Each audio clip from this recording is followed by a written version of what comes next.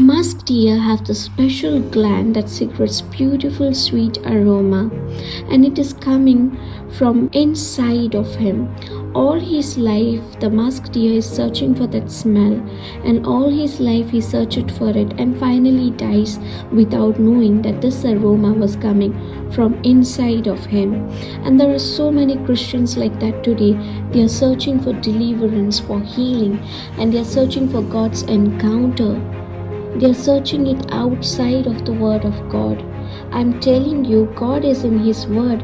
If you are trying to search God in your experience based on your feeling, you are going to get deceived by the Satan. If you really want to know Jesus, if you really want to know, you can only and only know Him from His written Word of God.